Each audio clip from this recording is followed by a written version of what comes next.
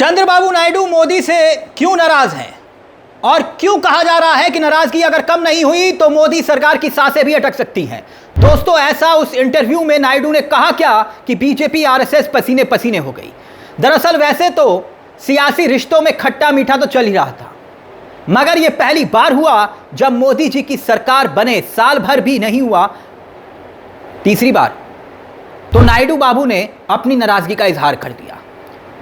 वो नायडू जिनकी बैसाखियों के सहारे मोदी जी की सरकार चल रही है, वो नायडू जो किंग मेकर है, जो मोदी जी से फिलहाल नाराज चल रहे हैं। और ये नाराजगी बंद कमरों तक सीमित नहीं रही, कैमरों पर जाहिर हो रही है, यानी लाइव जारी हो रही है। जी हां, नाराजगी कैमरे पर जारी हो रही है मिस्टर नायडू की, वो भी सबके सामने पहली बार। वाजिब सी बात है, अगर नाराजगी है तो फिर वजह भी बड़ी होगी। और कहते हैं ना, दोस्त की अगर नाराजगी भारी पड़ जाए तो फिर वो सबसे बड़ा दुश्मन बन जाता है। और अगर किंग मेकर नाराज हो गया तो फिर किंग की शामत भी आ सकती है। इसीलिए बीजेपी बड़ी बेचैन हो रही है। जब से नायडू बाबू ने कैमरे के सामने आकर बयान दिया, तब से चर्चा हो रही है कि मोदी जी झुकते हैं या नरेंद्र सरेंडर करते हैं, या फिर नायडू बाबू अपनी बात पर अड़े रहते हैं। और अगर नायडू अड़े रहे तो फिर आगे क्या होगा, कितने दिन मोदी सरकार चलेगी, और फिर चलेगी भी या फिर नहीं चलेगी। जरा ये भी जान लीजिए कि भाई नायडू की नाराजगी के पीछे की असल वजह क्या है, क्योंकि जो उन्होंने अंग्रेजी में इंटरव्यू दिया है उसका हिंदी तर्जुमा मैं करूंगा, लेकिन वजह क्या है उसे आपको जानना जरूरी है। पीएम मोदी जी का ड्रीम प्रोजेक्ट जिसका विरोध नायडू बाबू कर रहे हैं। मोदी जी का वो प्रोजेक्ट संसद से जुड़ा हुआ है, वो संसद जिसके लिए मोदी जी ने जल्दबाजी में नई संसद तक बनवा दी, क्योंकि ये संसद ये सिर्फ इमारत नहीं है, इसके पीछे मोदी जी का एक जबरदस्त प्लान है। वो प्लान नायडू को अखर रहा है, क्योंकि पीएम मोदी का वो प्लान जो संसद की सीटें बढ़ाने वाला प्लान है, लोकसभा की सीटें बढ़ाने वाला प्लान है, राज्यसभा की सीटें बढ़ाने वाला प्लान है। और ये सीटें आबादी के आधार पर, यानी कि जनसंख्या के आधार पर बढ़ेंगी। सीटें बढ़ेंगी तो फिर ताकत बढ़ेगी। मसलन अभी लोकसभा में इस वक्त कुल मिलाकर 543 सीटें हैं, 543 सीट्स। और 2029 तक, यानी जब अगला इलेक्शन होगा, तो कहने वाले कहते हैं कि मोदी जी चाहते हैं कि 543 सीटों से बढ़कर ये 846 तक पहुंच जाए। 846 अब क्यों? क्योंकि आबादी के आधार पर मोदी मतलब बीजेपी और आरएसएस सीटें बढ़ाना चाहती है। तो जाहिर सी बात है, आबादी जो बड़ी है वो बड़ी कहां है? यूपी में बड़ी है, मध्य प्रदेश में बड़ी है, राजस्थान में बड़ी है, बिहार में बड़ी है, यानी उत्तर भारत के राज्यों की जनसंख्या तेजी से बढ़ी है। 25-30 सालों में दक्षिण भारत में उतनी तेजी से नहीं बढ़ी जनसंख्या जितनी उत्तर भारत में बढ़ी है। मतलब इस हिसाब से सीटें बढ़ेंगी तो कहां बढ़ेंगी? उत्तर भारत में बढ़ेंगी, उत्तर प्रदेश में बढ़ेंगी, राजस्थान में बढ़ेगी, मध्य प्रदेश में बढ़ेगी, बिहार में बढ़ेगी।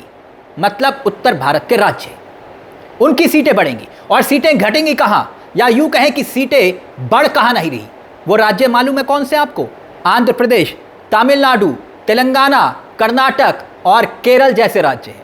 इसीलिए चंद्रबाबू नायडू मोदी से नाराज हैं, क्योंकि उनको लगता है कि अगर आंध्र प्रदेश की सीटें कम होंगी या तेलंगाना की सीटें घटेंगी तो फिर उनकी पार्टी के राजनीतिक भविष्य का क्या होगा। अब आंध्र प्रदेश में इसको लेकर एक अलग उबाल है। सिर्फ आंध्र प्रदेश में ही नहीं, आप इसे कह सकते हैं कि पूरे दक्षिण भारत में इस मामले को लेकर उबाल है। यानी नायडू और मोदी आमने सामने हैं, दोनों की तलवारें लटक रही है मुद्दा सीटों के बंटवारे को लेकर।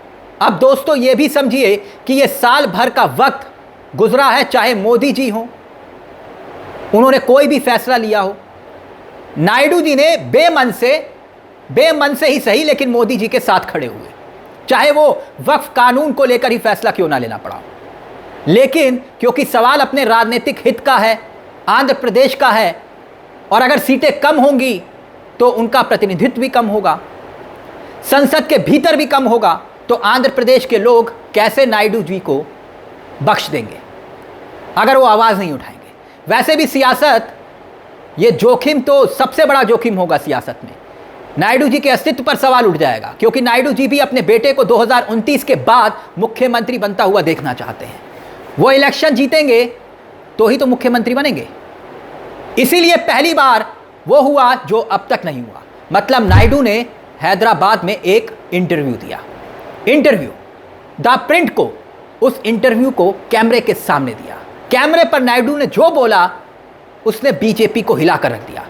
नायडू ने अंग्रेजी में इंटरव्यू दिया, हिंदी में अनुवाद कर रहा हूं। कहा कि मोदी जी जो सीटें बढ़ाने का मामला है इसको फ्रीज करना पड़ेगा, यानी टाल देना पड़ेगा, उसको टालना पड़ेगा। और अगर मोदी टाल नहीं सकते और अगर मोदी इस पूरे प्रोजेक्ट को टाल नहीं सकते तो फिर नायडू कहते हैं एक दूसरा विकल्प है। नायडू ने दूसरा विकल्प दिया। दूसरा विकल्प क्या? दूसरा विकल्प ये, वो कहते हैं कि भाई आबादी के आधार पर आप सीटें नहीं बढ़ाएंगे, क्योंकि यूपी, बिहार, मध्य प्रदेश, इसकी आबादी तो बहुत ज़्यादा है और हमने तो परिवार नियोजन, जनसंख्या, पॉपुलेशन को कंट्रोल किया है, तो आप हम जैसे राज्यों को सज़ा क्यों दे रहे हैं? वो सज़ा सबका इस्तेमाल कर रहे हैं। इसीलिए आबादी के आधार पर सीटें आप नहीं बढ़ाएंगे। या तो इसे रोक लगाइए प्रोजेक्ट पर, और अगर बढ़ानी है तो फिर अनुपात में जितनी सीटें आप उत्तर प्रदेश की बढ़ाएंगे, बिहार की बढ़ाएंगे, राजस्थान की बढ़ाएंगे, मध्य प्रदेश की बढ़ाएंगे, उत्तराखंड की बढ़ाएंगे, छत्तीसगढ़ की बढ़ाएंगे, उतनी ही सीटें फिर उसी अनुपात से आंध्र प्रदेश की बढ़ाइए, तेलंगाना की बढ़ाइए, दक्षिण भारत के जितने राज्य हैं, केरल की बढ़ाइए, सबकी बढ़ाइए अनुपात के हिसाब से। मतलब एक अजीबोगरीब ऑफर मोदी जी के सामने नायडू जी ने रख दिया। और ये सारा इंटरव्यू अंग्रेजी में है, मैं इसका हिंदी तर्जुमा कर रहा हूं। अब दोस्तों, मोदी जी के लिए समस्या हो गई है। समस्या क्या? मोदी जी ऐसे दो राह पर खड़े हैं जहां उनको समझ में नहीं आ रहा कि अब करे तो करे क्या, इधर जाएं या उधर जाएं।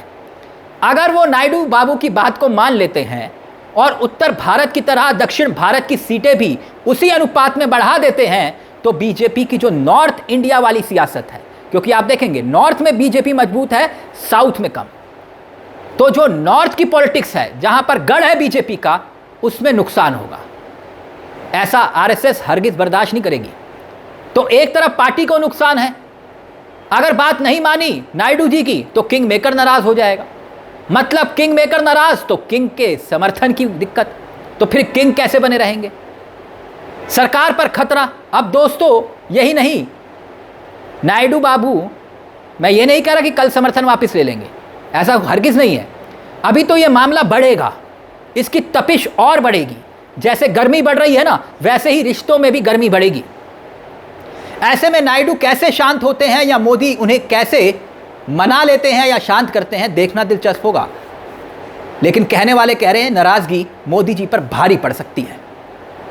तो ये थी पर्दे के पीछे की असल कहानी। दोस्तों, जैसे कि हम हमेशा आपसे कहते हैं कि हम सिर्फ खबर नहीं दिखाते, हम खबर के पीछे की खबर बताते हैं। इसलिए आपसे एक चलते चलते दरख्वास्त है कि हो सके तो इस चैनल को सब्सक्राइब ज़रूर करिएगा, क्योंकि ये मंच आप ही का मंच है। मुझे तिलक चावला को दीजिए इजाज़त। नमस्कार, जय हिंद, जय भारत।